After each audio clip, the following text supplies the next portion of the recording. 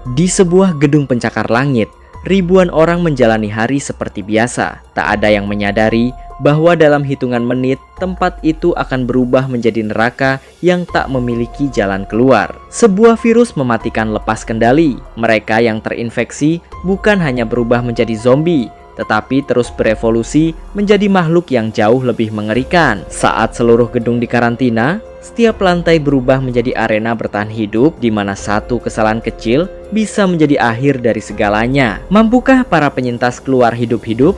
Atau justru menjadi bagian dari koloni monster yang terus berkembang? Inilah kisah lengkap film Koloni 2026.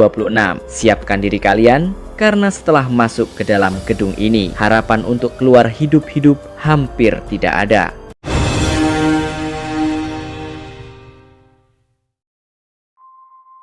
Film dibuka dengan seorang dokter sekaligus mantan ilmuwan bioteknologi bernama Seo Yang Chol yang menelepon layanan darurat. Dalam panggilan itu, ia mengancam akan melancarkan aksi bioteror yang sangat menular di gedung Dunguri. Yang Chol juga mengaku telah menyuntikkan vaksin ke tubuhnya sendiri. Dari ucapannya, terlihat jelas bahwa ia sengaja ingin menciptakan wabah agar keesokan harinya semua orang mencarinya. Sebab hanya dirinya yang memiliki vaksin yang diyakini mampu menghentikan penyebaran virus tersebut.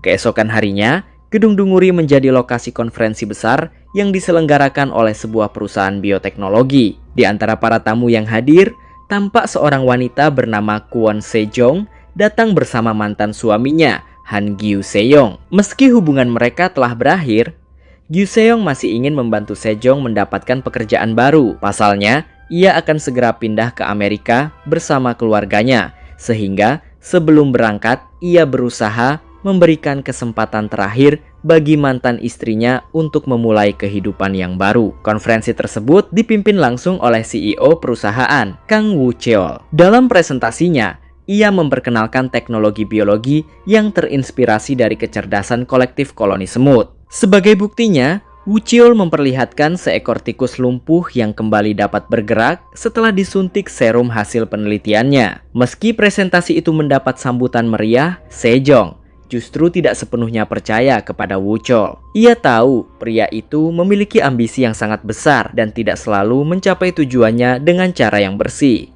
Di tengah acara, Woo Cheol tiba-tiba melihat Seo Yang Chol datang tanpa undangan. Raut wajah mantan ilmuwan itu terlihat gelisah, seolah sedang mempersiapkan sesuatu. Setelah konferensi selesai, Gyu Seong berusaha memperkenalkan Sejong kepada Woo Cheol. Namun, perbincangan mereka belum sempat dimulai ketika Woo Cheol menerima telepon dari satuan anti-teror yang memperingatkan adanya ancaman bioteror dari Seo Yang Chol di gedung tersebut. Sementara itu, Gyu Seong meminta Sejong segera mengejar Woo Cheol agar kesempatan mendapatkan pekerjaan tidak hilang begitu saja. Namun, langkah Sejong terhenti saat melihat Seo Yang Chol memasuki ruang VIP dan menemui Woo Cheol. Di dalam ruangan itu, Yung Cheol menuduh Woo Cheol telah mencuri penelitian yang selama ini ia kembangkan. Penelitian tersebut awalnya bertujuan menciptakan manusia yang mampu saling berkomunikasi melalui jaringan biologis. Woo Cheol membantah tuduhan itu dan menyebut penelitian Yang Chol terlalu berbahaya untuk diteruskan. Namun Yang Chol sudah tidak ingin mendengar penjelasan apapun. Ia langsung menyuntikkan serum buatannya ke tubuh Woo Cheol. Naas, vaksin yang seharusnya menjadi penawar justru tidak sengaja terinjak hingga hancur. Tak lama kemudian, tubuh Woo Cheol mulai bereaksi. Ia memuntahkan cairan putih, lalu perlahan berubah menjadi makhluk buas menyerupai zombie.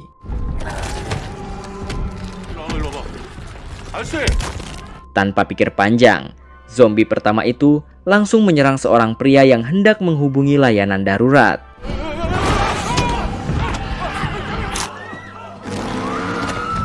Di tempat lain, Sejong dan Gyusong menyempatkan diri makan siang bersama. Tak lama kemudian, Gyusong menerima telepon dari istrinya, Kong Seol-hee, yang mengingatkannya untuk segera pulang karena mereka harus bersiap pindah ke Amerika. Percakapan itu membuat Sejong tersadar bahwa hari itu mungkin menjadi pertemuan terakhir mereka sebelum Gyu Seong meninggalkan Korea.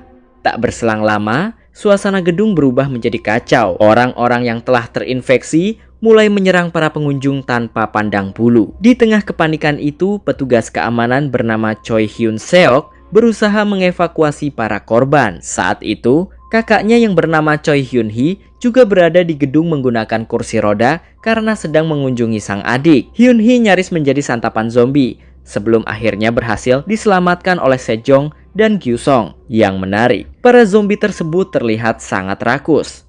Bahkan, gambar manusia yang terpampang di berbagai sudut gedung pun mereka serang, seolah tidak mampu membedakan mana manusia sungguhan dan mana sekadar gambar. Sejong, Hyun Hee, seorang polisi, serta beberapa pengunjung lainnya akhirnya berhasil berlindung di sebuah toko. Di antara mereka terdapat seorang mahasiswi pendiam bernama Lee So-eun yang selama ini kerap menjadi korban perundungan teman-temannya. Kepanikan kembali memuncak ketika mereka melihat para zombie bergerak sangat cepat dan menyerang siapa saja yang masih terlihat. Namun tanpa diduga, lampu di dalam toko tiba-tiba padam. Anehnya, para zombie langsung berhenti menyerang. Melihat kejadian itu, Sejong mulai menyadari bahwa para zombie sangat bergantung pada cahaya, gambar, dan rangsangan visual untuk mengenali target mereka. Dugaannya pun terbukti ketika para zombie beralih menyerang restoran yang lampunya masih menyala. Sejong segera memberi isyarat agar lampu restoran dimatikan. Benar saja, serangan mereka langsung berhenti. Sayangnya, layar iklan elektronik tiba-tiba menyala. Pantulan cahayanya mengenai kaca restoran dan kembali menarik perhatian para zombie. Hyun Hee kemudian menawarkan kursi rodanya untuk dijadikan umpan. Sementara itu, Sejong menempelkan gambar manusia pada kursi roda tersebut, lalu mendorongnya agar bergerak menjauh. Rencana itu berhasil. Para zombie langsung mengejar kursi roda tersebut, sehingga para penyintas memiliki kesempatan untuk berpindah ke tempat yang lebih aman. Namun, salah seorang mahasiswi yang ketakutan justru membeku di tempat dan tidak berani ikut berlari. Melihat hal itu, Gyu-song kembali mempertaruhkan nyawanya demi menyelamatkan gadis tersebut. Ia berhasil mendorongnya ke tempat yang aman. Sayangnya, keberuntungan tidak berpihak kepadanya. Gyu-seong justru menjadi sasaran kawanan zombie dan tewas di hadapan para penyintas. Di saat yang sama, ponselnya kembali berdering. Panggilan itu berasal dari istrinya, Kong Seol-hye. Melihat nama yang muncul di layar, Sejong hanya bisa terdiam. Ia tidak tahu bagaimana harus menyampaikan kabar duka tersebut kepada wanita yang masih menunggu kepulangan suaminya. Dengan perasaan berat, Sejong akhirnya memberanikan diri menghubungi Kong Seol-hye. Ia pun menyampaikan bahwa Gyu-seong telah meninggal dunia setelah mengorbankan dirinya demi menyelamatkan orang lain. Sementara itu, di luar gedung, keluarga para korban mulai memadati area sekitar gedung Dunguri sambil menuntut pemerintah segera melakukan evakuasi. Namun karena asal-usul dan cara kerja wabah tersebut masih belum diketahui, pemerintah memutuskan menutup seluruh akses menuju gedung. Harapan para penyintas untuk segera diselamatkan pun sirna. Mereka sadar bahwa tidak akan ada tim penyelamat yang berani masuk ke dalam gedung selama situasinya masih belum terkendali. Di tengah keputusasaan itu, mereka teringat pada ucapan Seo Yung Cheol. Jika pria itu benar-benar telah menyuntikkan vaksin ke tubuhnya, maka menemukannya menjadi satu-satunya harapan untuk menghentikan wabah. Sejong kemudian mengingat bahwa terakhir kali ia melihat Yung Cheol berada di lantai 3 gedung. Untuk mencapai lantai tersebut, Sejong mulai memanfaatkan pengamatannya terhadap perilaku para zombie. Ia menyadari bahwa makhluk-makhluk itu bergerak layaknya koloni semut. Mereka saling bertukar informasi melalui lendir yang berfungsi seperti feromon. Artinya, jika satu zombie menerima informasi yang keliru, kemungkinan besar seluruh koloni juga akan mengikuti informasi tersebut. Mendengar rencana itu, seorang pria tua bernama Sujiwo secara sukarela menawarkan diri menjadi umpan. Ia menyemprotkan parfum beraroma tajam ke seluruh tubuhnya agar para zombie mengenali aroma tersebut sebagai target utama. Berbekal kelincahannya sebagai mantan atlet, Sujiwo kemudian menerobos kerumunan zombie untuk mengambil beberapa botol parfum dengan aroma yang sama. Tentu saja misinya tidak berjalan mudah. Berkali-kali ia nyaris diterkam zombie saat berusaha mencapai toko tujuan. Namun berkat pengalaman dan keberaniannya, Sujiwo akhirnya berhasil kembali dengan selamat sambil membawa beberapa botol parfum yang mereka butuhkan. Setelah itu, Sejong mulai menjalankan rencananya. Ia menyemprotkan parfum tersebut ke beberapa benda sebagai umpan, sementara para penyintas menggunakan aroma yang berbeda agar tidak terdeteksi sebagai target. Cara itu ternyata berhasil. Para zombie langsung mengikuti jejak aroma palsu yang telah dibuat Sejong. Meski demikian, para penyintas tetap dibuat was-was. Beberapa zombie bahkan sempat mengendus tubuh mereka dari jarak yang sangat dekat. Untungnya, penyamaran itu berhasil mengecoh para monster tersebut. Berkat strategi itu, kelompok penyintas akhirnya berhasil bergerak menuju lift. Namun, ketika mereka hampir tiba, salah seorang penyintas tanpa sengaja menabrak tubuh seorang zombie hingga makhluk itu terjatuh dan menimpa tubuhnya. Wanita tersebut sontak menjerit karena panik. Tanpa berpikir panjang, Sejong segera menyalakan korek api di bawah alat pemadam kebakaran hingga sistem sprinkler aktif dan menyemburkan air ke seluruh ruangan. Namun, tindakan itu justru membuat situasi semakin berbahaya. Para zombie menjadi jauh lebih agresif dan langsung mengejar para penyintas tanpa henti. Pertarungan pun tidak dapat dihindari. Mereka harus berjuang mati-matian sambil saling melindungi agar bisa mencapai lift. Beruntung, seluruh penyintas yang tersisa berhasil masuk ke dalam lift tepat sebelum gerombolan zombie berhasil menyusul. Pintu lift pun tertutup, membawa mereka menuju lantai 3. Sampainya di sana, mereka akhirnya menemukan Seo Yang Cheol. Tanpa membuang waktu, polisi yang ikut bersama mereka langsung memborgol kedua tangan Yang Cheol. Anehnya, pria itu sama sekali tidak melakukan perlawanan. Wajahnya tetap tenang, seolah semua yang terjadi masih berjalan sesuai rencananya.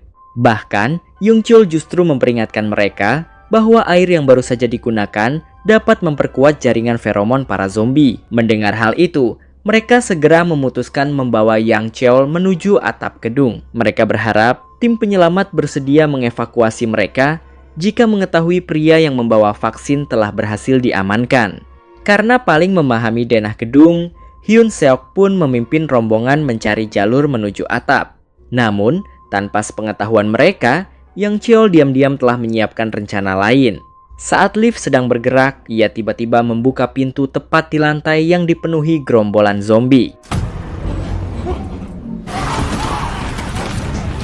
Dalam sekejap, para zombie langsung menerobos masuk ke dalam lift dan menyerang para penyintas tanpa ampun. Suasana pun berubah kacau. Beberapa orang yang tidak sempat menyelamatkan diri langsung diterkam hingga tewas. Di tengah kepanikan itu, Yung Cheol justru memanfaatkan kesempatan untuk melarikan diri. Setelah berhasil keluar dari lift, para penyintas yang tersisa hanya bisa pasrah melihat jumlah mereka kembali berkurang. Hyun Hee kemudian mengusulkan agar mereka menuju ruang kontrol CCTV. Menurutnya, dari sana mereka bisa melacak keberadaan Yang Cheol sekaligus mencari jalur yang lebih aman untuk bergerak. Sementara itu, di luar gedung, Kong Sol Hee ikut mendatangi laboratorium milik Yong Cheol bersama tim bersenjata untuk mencari petunjuk mengenai wabah tersebut. Di dalam laboratorium, mereka menemukan sejumlah monyet percobaan yang masing-masing diberi tanda berdasarkan nomor. Namun belum lama berada di sana, kawanan monyet itu tiba-tiba berubah ganas dan menyerang mereka.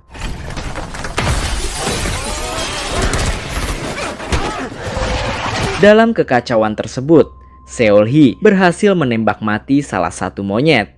Anehnya, sesaat setelah monyet itu mati, seluruh monyet lainnya langsung berhenti bergerak secara bersamaan. Temuan itu membuat Seol Hee menyadari sesuatu. Eksperimen tersebut ternyata memiliki satu pusat kendali. Seluruh anggota koloni bergerak mengikuti satu individu yang menjadi inti jaringan. Jika individu itu mati, anggota lainnya akan kehilangan kendali. Di saat yang sama, Hyun Hee akhirnya berhasil mengakses kamera pengawas gedung. Melalui layar CCTV, ia melihat Yang Cheol mendatangi Kang Wo Cheol yang telah berubah menjadi zombie. Yang mengejutkan, Yung Cheol justru sengaja membiarkan tangannya digigit oleh Wo Cheol. Beberapa saat kemudian, tubuhnya mulai bereaksi. Namun bukannya berubah menjadi zombie seperti korban lainnya, ia justru memperoleh kemampuan untuk mengendalikan para zombie secara langsung. Melihat hal itu, Hyun Hee segera memberitahu rekan-rekannya bahwa situasi kini menjadi jauh lebih berbahaya. Meski Hyun Sok merasa khawatir meninggalkan kakaknya sendirian di ruang kontrol, Hyun Hee tetap memintanya untuk fokus mengejar Yung Cheol. Menurutnya, menghentikan pria itu adalah satu-satunya cara untuk menyelamatkan semua orang. Akhirnya, kelompok penyintas kembali berhasil menemukan dan menangkap Yung Cheol. Namun kali ini, keadaannya sudah berbeda. Yang Cheol tidak lagi membutuhkan suara untuk memberi perintah. Ia hanya menggerakkan bola matanya, dan para zombie langsung mengetahui keberadaan para penyintas. Beruntung, mereka masih sempat membawa Yang Cheol bersembunyi di sebuah ruangan sebelum gerombolan zombie tiba. Melihat para zombie terus berhasil menemukan lokasi mereka, Sejong akhirnya menyadari bahwa Yang Cheol sedang mengendalikan mereka melalui penglihatannya. Tanpa membuang waktu, ia segera menutup mata Yang Cheol agar pria itu tidak bisa lagi mengirimkan perintah kepada koloninya. Sejong juga meminta semua orang berkomunikasi melalui grup pesan di ponsel masing-masing agar Yung Cheol tidak mengetahui rencana mereka. Sayangnya, rencana itu tidak berjalan mulus. Tanpa sengaja, lokasi ruang kontrol CCTV sempat terlihat oleh Yang Cheol. Kesempatan itu langsung dimanfaatkannya untuk mengendalikan salah satu zombie dan mencari jalan menuju ruang kontrol melalui monitor. Tak lama kemudian, gerombolan zombie pun bergerak menuju tempat Hyun Hee berada. Mengetahui hal itu, Hyun Seok bersikeras kembali untuk menyelamatkan kakaknya. Namun sebagian besar penyintas menolak. Mereka menganggap tindakan itu terlalu berisiko dan hanya akan menambah korban. Meski begitu, Hyun Sok tetap memilih pergi seorang diri. Di sisi lain, Sejong terlibat adu mulut dengan polisi. Ia ingin menunggu Hyun Sok kembali, sedangkan polisi itu memaksa semua orang segera meninggalkan tempat tersebut. Bahkan, polisi itu sampai mengarahkan pistol ke Sejong sambil memaksanya menunjukkan jalan keluar. Sementara itu, melalui sambungan telepon, Hyun Hee terus memandu adiknya melewati lorong-lorong gedung. Namun di tengah perjalanan, Hyun Sok mulai menyadari bahwa kakaknya sengaja mengarahkannya ke jalur yang lebih aman, bukan menuju ruang kontrol. Saat itulah ia mengerti bahwa Hyun Hee memang tidak berniat diselamatkan. Dengan suara bergetar, Hyun Hee meminta adiknya tetap bertahan hidup. Ia juga mengingatkan janji mereka untuk pergi berkemah bersama yang hingga kini belum sempat terwujud. Tak lama kemudian, gerombolan zombie berhasil memecahkan kaca ruang kontrol dan langsung menyerbu ke dalam. Hyun Hee pun menjadi korban serangan mereka. Mendengar jeritan terakhir sang kakak melalui telepon, Hyun Seok tak kuasa menahan tangis. Kesedihan itu perlahan berubah menjadi amarah yang begitu besar. Melalui grup pesan, ia bersumpah akan membunuh Seo Yang Cheol, meski pria itu merupakan satu-satunya harapan untuk mendapatkan vaksin. Setelah itu, Hyun Sok memilih bergerak sendirian. Berbekal sebilah pisau, ia menerobos lorong demi lorong sambil menghabisi setiap zombie yang menghalangi jalannya. Kini, yang ada di benaknya hanya satu tujuan, yaitu membalas kematian kakaknya. Sementara itu, suara dari pengeras suara yang tiba-tiba terdengar tanpa sengaja menarik perhatian Yang Cheol.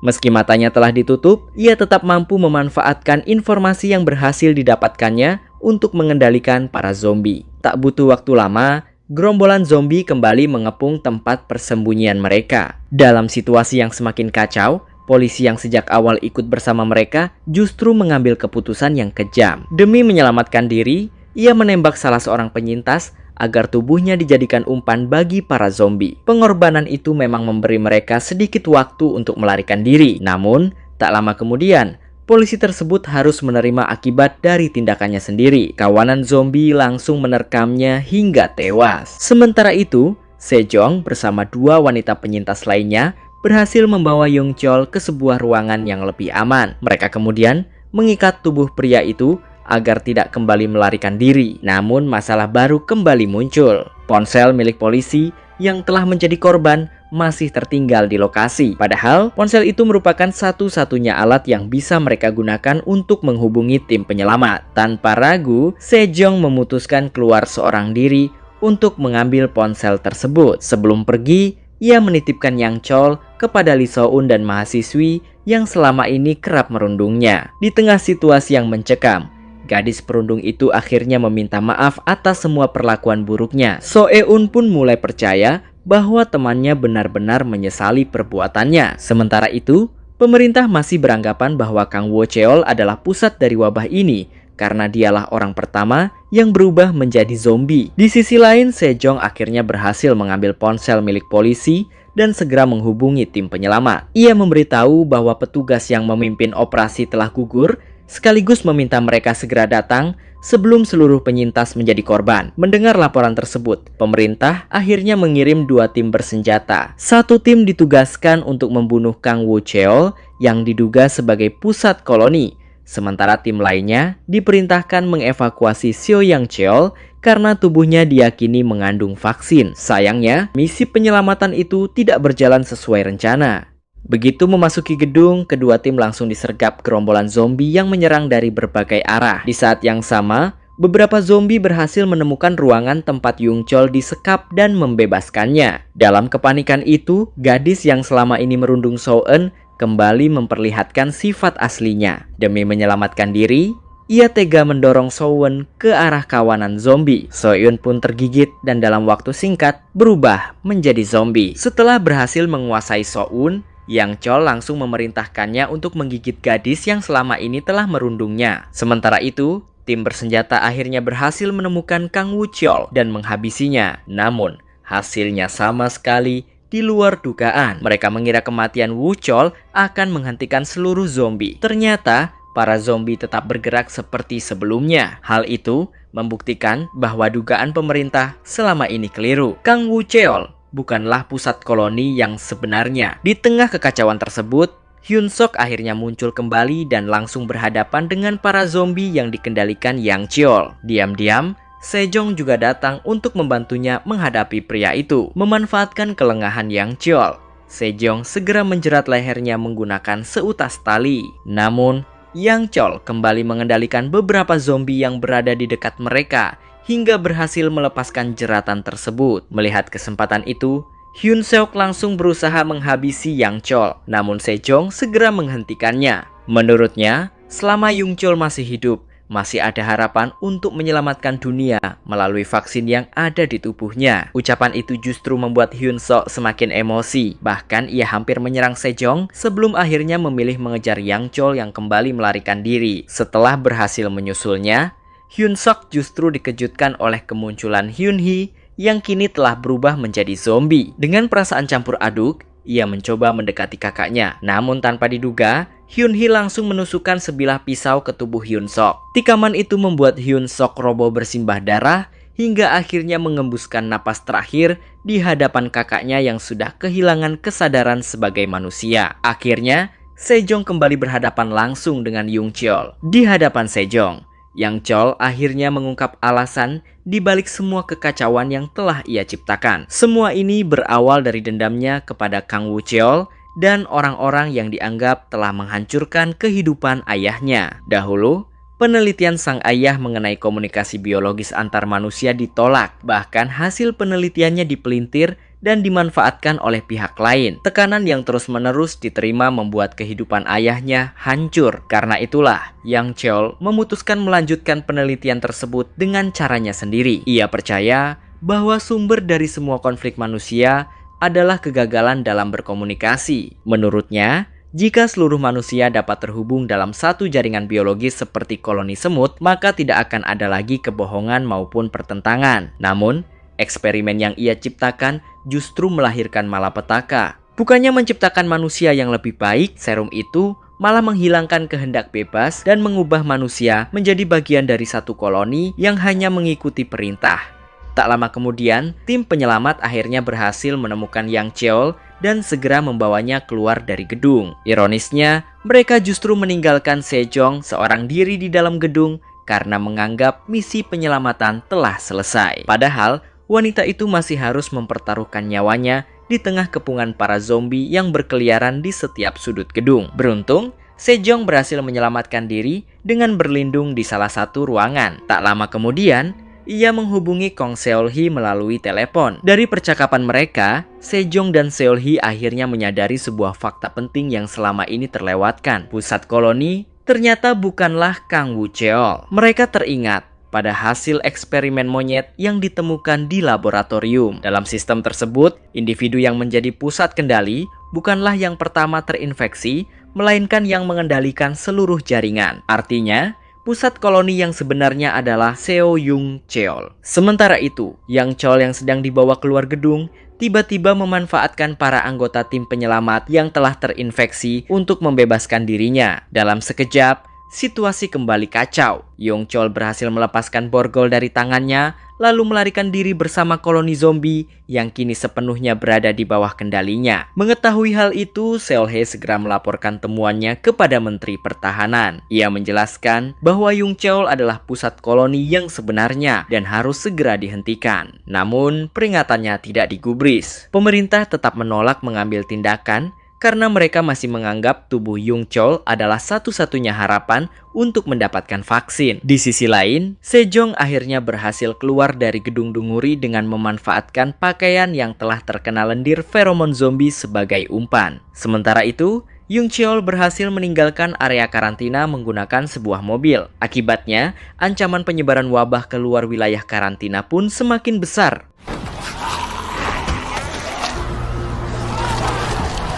Tanpa membuang waktu, Sejong meminta bantuan Seolhae untuk melacak keberadaan Yongcheol melalui jaringan CCTV. Setelah posisinya berhasil diketahui, Sejong langsung mengejarnya menggunakan mobil, sementara Seolhae terus memberikan petunjuk arah melalui sambungan telepon. Sesampainya di lokasi, Yongcheol segera memerintahkan kawanan zombie untuk menyerang Sejong. Namun kali ini, Sejong sudah memahami cara kerja koloni tersebut. Ia mengenakan jaket yang telah dipenuhi lendir feromon zombie, sehingga kawanan zombie kesulitan mengenalinya sebagai target. Kemudian Sejong melepaskan jaket itu dan memasangkannya pada salah satu zombie. Akibatnya, para zombie lain justru mengikuti zombie tersebut dan mulai bergerak berputar tanpa arah layaknya koloni semut yang kehilangan orientasi. Melihat kendalinya mulai terganggu, Yongcheol berusaha merebut kembali jaket itu. Namun pada saat yang sama, pola pergerakan para zombie mulai kembali seperti semula. Mereka lebih mudah terpancing oleh cahaya dan gambar manusia. Dalam pertarungan terakhir, Yongcheol membanting tubuh Sejong hingga terjatuh di dekat sebuah bus yang dipenuhi gambar manusia dan cahaya terang. Sejong segera berlindung di bawah bus. Sementara kawanan zombie justru mengerumuni kendaraan tersebut. Tanpa disadari, Yongcheol ikut terjebak di tengah kerumunan zombie. Tak lama kemudian, kobaran api mulai membesar dan melahap area di sekitar bus. Yongcheol yang terjebak di tengah kobaran api akhirnya tewas terbakar. Bersamaan dengan kematiannya, seluruh zombie yang tersebar di berbagai tempat mendadak berhenti bergerak dan membeku seperti patung. Melihat hal itu, Sejong segera menghubungi Kong Seolhae untuk memastikan dugaan mereka. Dan benar saja, kematian Seo Yongcheol berhasil memutus seluruh jaringan koloni zombie sekaligus mengakhiri wabah yang selama ini meneror banyak orang.